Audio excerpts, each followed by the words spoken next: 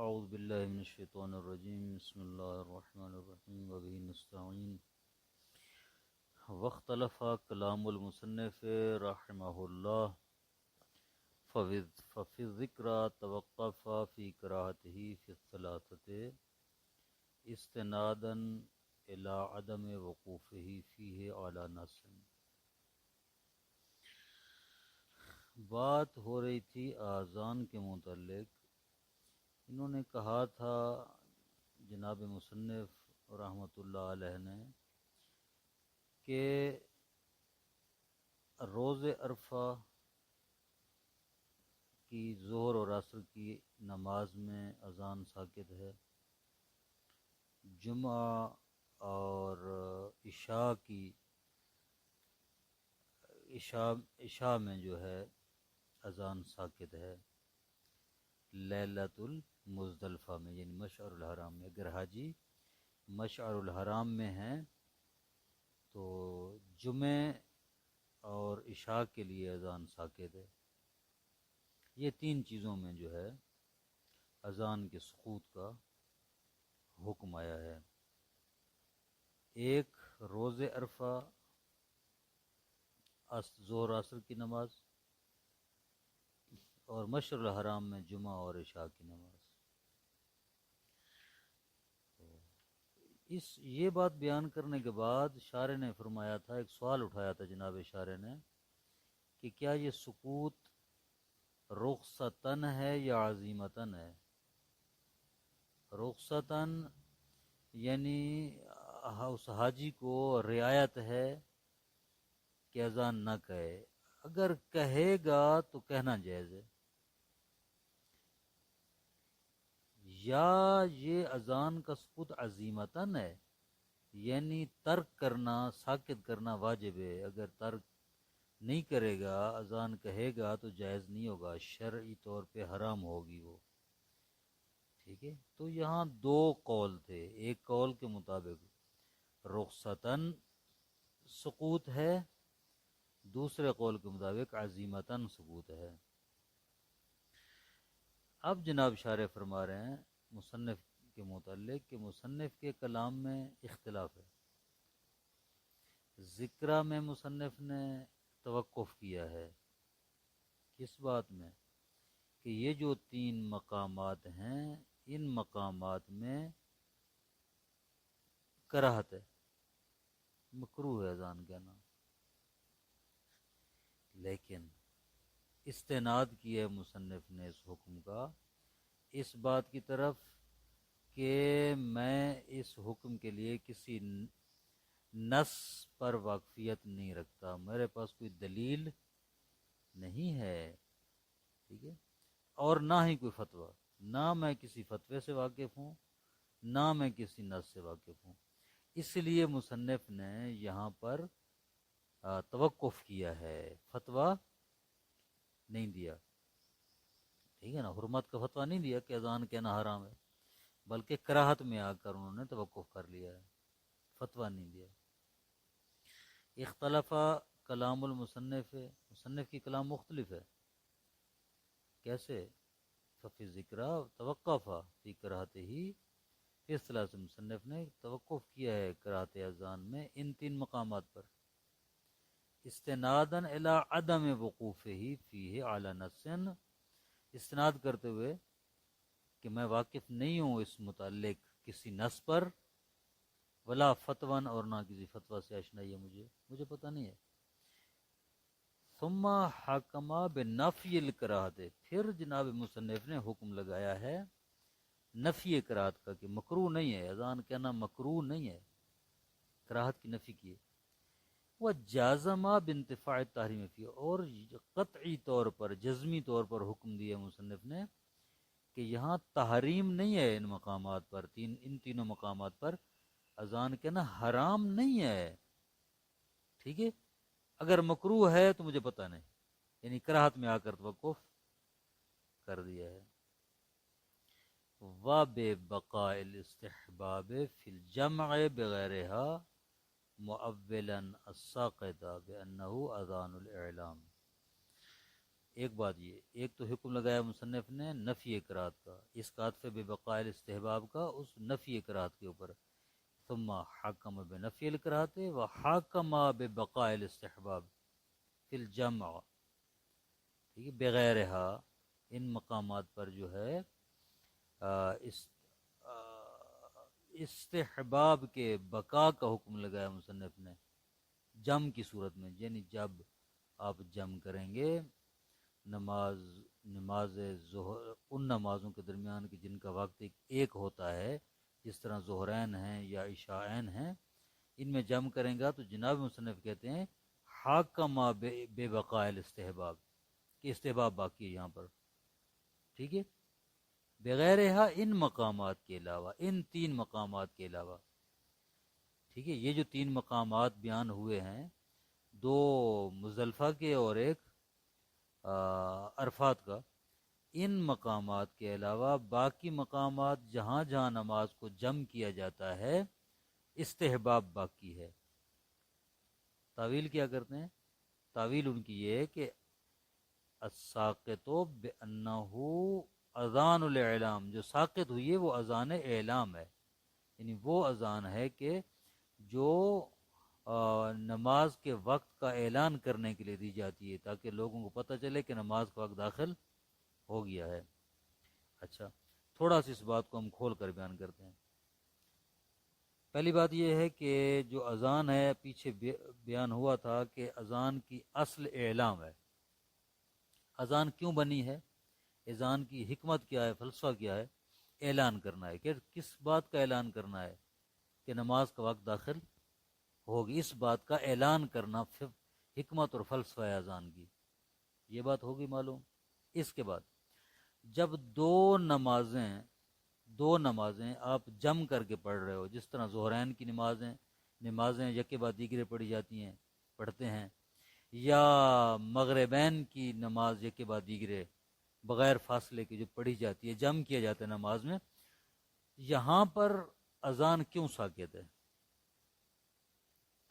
کہتے ہیں اس لیے ساکت ہے چونکہ وہ جو اصل فلسفہ ہے اعلان کرنا وقت کا، اب جو لوگ پہلی نماز پڑھنے کے لیے آئے ہیں تو دوسری نماز بھی وہ پڑھ کے جاتے ہیں، یا ان کو ٹائم کا پتہ چل جاتا ہے، وہاں پر دوبارہ اذان کہنے کی ضرورت نہیں ہے تاکہ لوگوں کو اعلان کیا جائے، اس بات کا بتلایا جائے کہ نماز کا وقت ہو گیا، وہ تو آ گئے نماز کا وقت سن کر پہلے سے ہی، لہذا دوسری اذان کی ضرورت نہیں ہے۔ وہ یہی کہتے ہیں موبلن ساقطہ، جو جس اذان کو ساکت کیا گیا ہے اس کی تعویل کی ہے مصنف نے کہ بِأَنَّهُ اذان الاعلام، وہ اذان اعلام تھی، بندے تو وہی ہیں جو آ گئے ہیں پہلی نماز میں، دوبارہ اعلان کی ضرورت نہیں ہے، سالبہ بانتفاع موضوع ہے تو لہٰذا دوبارہ اذان کہنے کی ضرورت نہیں ہے، ساکت ہے وہ اذان۔ وَأَنَّ الْبَاقِيَ اذان و ذکر والاعظام، وہ جو باقی ہے جو اذان، ہاں، جو کہتے ہیں کہ اذان کہنا مستحب ہے دوبارہ دوسری نماز کے لیے بھی، ہاں، وہ اذان ذکر ہے، وہ ذکر خدا کے ارادے سے اذان کہی جاتی ہے، عظمت کو حاصل کرنے کے ارادے سے اذان کی جاتی ہے، بس وہ اذان ذکر ہے، اذان اعلام نہیں ہے۔ سمجھی بات کی؟ یعنی اس بات کو خلاصتاً دوبارہ عرض کریں کہ جو فقہا اس بات کے کہہ رہے ہیں کہ دوسری نماز سے اذان ساکت ہے، ان کی تعویل یہی ہے کہ اذان کی حکمت اعلام کرنا ہے، جو لوگ پہلی نماز کے لیے آ گئے ہیں اذان سن کر، دوسری نماز کے لیے دوبارہ اعلام کرنا، ٹھیک ہے نا، سالبہ بانتفاع موضوع ہے، اور تحصیل حاصل ہے، پہلے ہو چکی ہے، تحصیل حاصل ہے۔ اور جو یہ کہتے ہیں کہ نہیں استحباب اس کا باقی ہے، دوسری نماز کے لیے بھی اذان کہنا مستحب ہے، وہ کہتے ہیں کہ یہ دوسری اذان اعلام نہیں ہے، اذان اعلام پہلی تھی، یہ اذان ذکر ہے، ذکر خدا کرنے کے لیے ہم اذان کریں، لہذا اس کا استحباب باقی کہی جائے۔ یہ دو باتیں۔ وفی الدروس سے شارح نے فرمایا تھا کہ مصنف کی کلام مختلف ہے، ذکرہ میں اور بات کی ہے، کیا کہا ہے؟ کراہت میں جا کر توقف کیا ہے، کم از کم حرام نہیں ہے کہا ہے وہاں پر، اذان دوسری کہنا۔ دروس میں کیا کہتے ہیں؟ کہتے ہیں وَفِي الدُّرُوسِ قریب من ذالک، دروس میں بھی جناب مصنف نے اسی فتویٰ کے قریب قریب فتویٰ دیا ہے۔ فَإِنَّهُ قال، فرمایا ہے کہ ربما قیل بکراہت فی الثلاثۃ، بسا اوقات کہا جاتا ہے کہ اذان مکروہ ہے ان تین مقامات پر، ہاں، دو مزدلفہ کے اور ایک عرفہ کا۔ وبالغ من قال بالتحریم، اور مصنف نے یہ فرمایا ہے کہ جس بھی فقیہ نے حرمت کا فتویٰ لگایا ہے اس نے مبالغہ کیا ہے، مبالغہ آرائی کی ہے، نہیں ہونا چاہیے تھا حرمت کا فتویٰ مکروہ ہے۔ یہ دو فتوے۔ مفل بیان، اور تیسرا مصنف کا بیان میں جو فتویٰ ہے وہ کیا ہے؟ الاقرب ان الاذان فی الثلاث حرام، اقرب یہ ہے کہ ان تین موارد میں اذان کہنا حرام ہے، دوسری اذان حرام ہے۔ مع اعتقاد شرعیت ہی، یہ اعتقاد رکھتے ہوئے کہ شرعی حکم ہے، اس کی شرعیت کا اور شرعی حکم ہونے کا اعتقاد رکھتے ہوئے، یعنی استحباب کا عقیدہ رکھتے ہوئے دوسری اذان کہنا حرام ہے۔ تو اب دیکھیں مصنف کے کتنے فتوے ہو گئے؟ تین، ہاں، ذکر میں توقف، دروس میں قیلہ کسی اور کی طرف نسبت دے دیے، اور بیان میں حرام کہا ہے۔ تو تینوں کتاب میں مصنف کے فتاوی مختلف ہیں۔ وتوقف فی غیرہا، ان تین کتابوں کے علاوہ باقی کتاب میں تو مصنف نے اصلا توقف کیا، اس کے بارے میں کوئی فتویٰ نہیں دیا۔ یہ چوتھا فتویٰ ہو گیا، چوتھا مطلب ہے مصنف کا جو یوں سمجھیں نظریہ یا موقف۔ والظاہر والتحریم فیما لا اجماع علی استحباب منہا لما ذکرنا۔ جناب شارح فرماتے ہیں کہ ظاہر یہ ہے کہ دوسری اذان کہنا حرام ہے ان موارد میں جن کے استحباب پر اجماع نہیں ہے، کیونکہ ہم نے اس کے بارے میں ذکر کر دیا ہے۔ کیا کہا ہے؟ ظاہر یہ ہے کہ ہر وہ مورد جہاں پر علماء نے سقوط اذان کا حکم دیا ہے، ہاں، وہ اس وقت تک وہاں استحباب نہیں ہے جب تک کسی دلیل خاص سے ثابت نہ کیا جائے۔ اگر دلیل خاص سے استحباب ثابت ہو جائے تو خوب، وإلا اس مقام پر اذان کہنا جائز نہیں ہے، حرام ہے۔ اما تقسیم الاذان الى القسمین فاضعف لانه عبادت خاصۃ اصلها الاعلام وبعضها ذکر وبعضها غیر ذکر۔ ہاں، یہ پیچھے مصنف کی عبارت کو جناب شارح نقل کی ہے، جہاں پر مصنف نے شارح نے فرمایا کہ بعض علماء جو یہ کہتے ہیں کہ دوسری اذان کہنے کا استحباب باقی ہے، ہاں، اذان دوسری کہنا مستحب ہے، اس کا استحباب ابھی باقی ہے، تو ان کی توجیہ کیا تھی؟ وہ کہتے چونکہ یہ دوسری اذان اذان ذکر ہے، اذان اعلام نہیں ہے۔ اذان اعلام وہ تھی جو پہلے وقت داخل ہوتے ہی شروع میں دی گئی تھی، اب دوسری جو نماز ہے اس کے لیے یہ اذان اعلام نہیں ہے بلکہ اذان ذکر ہے۔ تو اسی پر جناب شارح اشکال کر رہے ہیں جملے کے اوپر۔ جناب شارح فرماتے ہیں کہ یہ جو آپ نے اذان کی تقسیم کر دی دو قسموں میں کہ ایک اذان اعلام ہے اور دوسری اذان ذکر ہے، جناب شارح فرماتے ہیں فاضعف، یہ تو انتہائی ضعیف بات آپ نے کہی ہے۔ کہاں سے لی ہے آپ نے یہ تقسیم؟ ضعیف ہے۔ کیوں ضعیف ہے؟ کہتے ہیں لِأَنَّهُ عِبَادَةٌ خَاصَةٌ، کیونکہ اذان ایک خاص عبادت ہے۔ اصلُهَا الْإِعْلَامُ، اس کی اصل اور حکمت اعلان کرنا ہے، اگرچہ بعضها ذکر و بعضها غیر ذکر، کچھ حصہ اذان کا ذکر ہے، کچھ حصہ ذکر نہیں ہے، تو یہ ذکر اور غیر ذکر دونوں ملا کر ایک خاص عبادت بنائی ہے خدا نے، اور اس کی حکمت کیا ہے؟ اعلان کرنا ہے۔ تو آپ کو کس نے اجازت دی ہے کہ اس کو دو قسموں میں تقسیم کرو، اعلان وقری اور وہ علیحدہ اور اذان ذکر علیحدہ؟ ایسی بات نہیں ہے اسلام میں۔ وَتَعَدِّي وَظِیفَتِهِ بِإِقَاءِ سِرًّا يُنَافِي اعْتِبَارَ أَصْلِهِ وَالْحَیَالَاتُ تُنَافِي ذِکْرِیَتَهُ بَلْ هُوَ قِسْمٌ ثَالِثٌ وَسُنَّةٌ مُتَّبَعَةٌ وَلَمْ يُوقِعْهَا الشَّارِعُ فی هذه المواضع فیکون بدعتا، کہتے ہیں بعض حصہ اس عبادت کا ذکر ہے، بعض حصہ اس عبادت کا غیر ذکر ہے. کہتے ہیں اگر کوئی شخص یہ اشکال کرے کہ اذان کی جو اصل ہے وہ تو اعلام اور اعلان کرنا ہے، لیکن جب آپ اذان کو آہستہ کہتے ہیں، سرن کہتے ہیں، بآواز بلند نہیں کہتے، تو یہ اعلان کے منافی ہے. اعلان کیا ہوتا ہے؟ اعلان اونچی آواز سے ہوتا ہے، اعلان میں آواز بلند کی جاتی ہے. لیکن جب آپ آہستہ آہستہ اذان کہتے ہیں تو یہ اعلان کے منافی ہے. ایک بات. اور دوسری بات، جو آپ ذکر کی بات کر رہے تھے کہ اذان ہے، ذکر ہے، بھائی ہے آلات جو ہیں، حی علی الصلاح، حی علی الفلاح، حی علی خیر المل، یہ تو ذکر نہیں ہے، یہ ذکر کے منافی ہیں. ٹھیک ہے، آہستہ اذان کہنا اعلان کے منافی ہے آلات ذکر کے منافی ہیں. کیوں؟ کس لیے ذکر کے منافی ہیں؟ کیونکہ یہ نہ تسبیح ہیں، نہ تحلیل ہیں، نہ ذکر خدا ہیں، کچھ بھی نہیں ہے. یہ تو فقط بلانا ہے لوگوں کو نماز کے لیے. ٹھیک ہے نا؟ اگر یوں کہتے ہیں آپ، یوں کہتے ہیں، پھر یہ تو تین قسمیں ہو گئی اذان کی. ٹھیک ہے، تین قسمیں ہو گئے.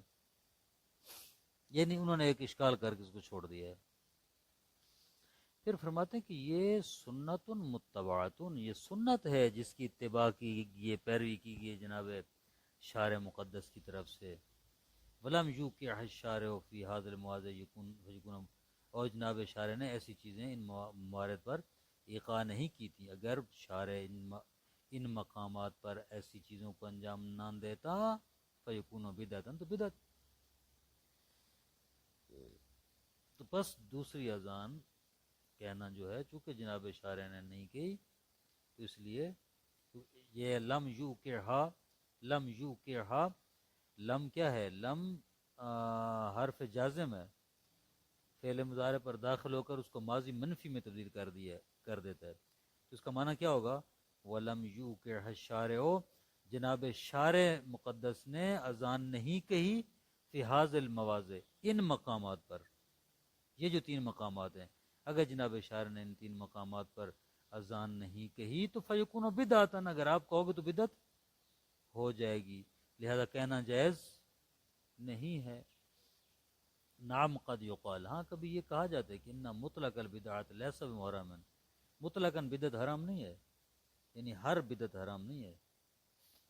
بدعت کا کیا معنی ہے؟ نیچے حاشی میں لکھ رہے ہیں کہ البدعات ان کانت بمعنی کل حدیث جدید فی الاسلام فہذہ لیست بمحرمۃ علی اطلاقها. بدعت کا معنی کیا ہے؟ بدعت کا معنی اگر آپ یہ کرتے ہیں کہ بدعت ہر وہ نئی بات جس کو اسلام میں داخل کر دیا جائے، ہاں کوئی بھی نئی بات جس کو اسلام میں داخل کر دیا جائے، یہ بدعت ہے. اگر یہ والا معنی لیں تو یہ حرام نہیں ہے مطلقاً. ٹھیک ہے، یہ حرام نہیں ہے. بل ربما قسمها بعضهم الى الاحکام الخمسہ، بلکہ بسا اوقات بعض علماء نے بدعت کو 5 اقسام کی طرف تقسیم کیا ہے، کہ بدعت جائز، بدعت واجب، بدعت مستحب، بدعت مکروہ، بدعت حرام. ومع ذلك لا يثبت الجواز، اور اس کے ہوتے ہوئے اس کا جواب بہرحال سب کچھ کے باوجود دوسری اذان کا جواز ثابت نہیں ہے. کیوں ثابت نہیں ہے؟ کیونکہ پیچھے گزر چکی ہے بات کہ عبادت توقیفی ہے. توقیفی کیا ہے؟ یعنی وہی عبادت جو جتنی کچھ خدا نے ہمارے لیے معین کیا ہے اتنی ہی عبادت. اس سے بڑھائیں گے تب بھی جائز نہیں، اس سے گھٹائیں گے تب بھی، اس کو کہتے ہیں عبادت توقیفی. ہاں، کہ پروردگار عالم کی طرف سے عبادت کی حدود بندی ہو گئی ہے، معین ہو کر آئی ہے، حد بندی ہے. اس محدودے سے آپ جب خارج ہو جائیں گے، چاہے وسعت کے اعتبار سے خارج ہوں یا تضییق کے اعتبار سے خارج ہوں، اس سے بڑھا دیں یا اس سے گھٹا دیں، دونوں لحاظ سے یہ درست نہیں ہے. ٹھیک ہے، بدعت ہوگی. تو ایسی صورت میں کیا کریں گے جب اختلاف ہو جائے؟ تو ایسی صورت میں ایک مکلف کا وظیفہ یہ ہوتا ہے کہ جتنا کچھ نص میں وارد ہوئے اسی پر اکتفا کیا جائے. نص میں تو دوسری اذان کے متعلق کچھ نہیں وارد ہوا، تو لہٰذا ہمیں ایک ہی اذان پر اکتفا کرنا چاہیے، اس سے تجاوز نہیں کرنا چاہیے. وَيُسْتَحَبُّ رَفْعُ الصَّوْتِ بِهِمَا لِلرَّجُلِ بَلْ لِمُطْلَقِ الذَّكَرِ. کافی ہے. صلی اللہ